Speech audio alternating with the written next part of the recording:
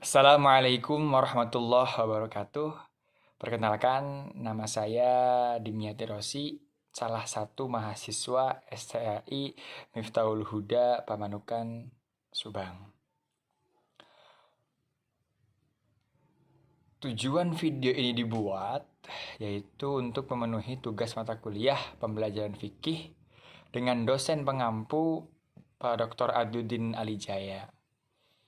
Di mana dalam video ini saya akan mengkritik cara pengajaran Pak Adudin atau panggilan akrabnya oleh kami yaitu ayah, di mana dalam segi pembelajaran memang ayah ini kami merasa nyaman, bebas berpendapat sesuai pengetahuan dan kemampuan kami.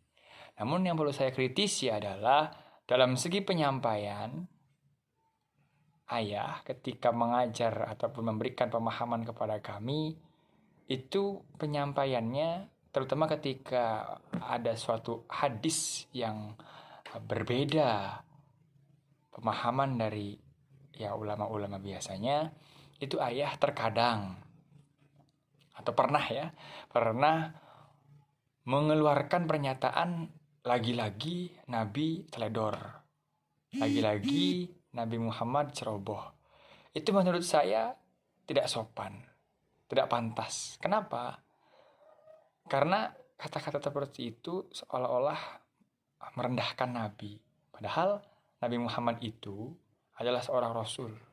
Kemudian beliau pilihan Allah. Tentu segala sesuatu yang beliau ucapkan, beliau kerjakan, tentu melalui bimbingan Allah perantara malaikat Jibril.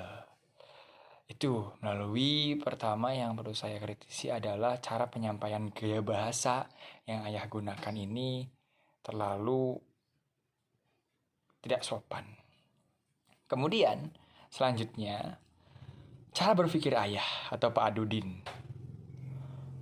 Memang cara berpikir ayah ini sangat kritis, maksudnya memahamkan suatu hukum kepada kami sampai ke level mengkaji secara kronologis, historis, asbabul nuzul maupun asbabul wurud. Akan tetapi, yang perlu saya kritisi adalah khususnya tentang gaya berpikir ayah, tentang ibadah yang bersifat hablum minallah atau hubungan vertikal antara hamba dengan Allah.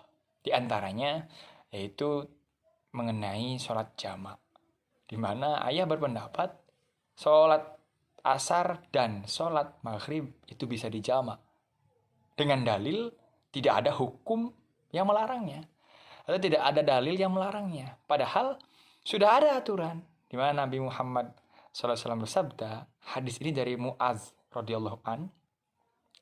Dalam kitab Bulughul Maram juga ada, ya kitab awal yang dikaji oleh anak-anak pesantren, kitab hadis awal. Di mana Mu'az ini berkata, kharajna ma'an Nabi SAW fi ghazwati Tabuk.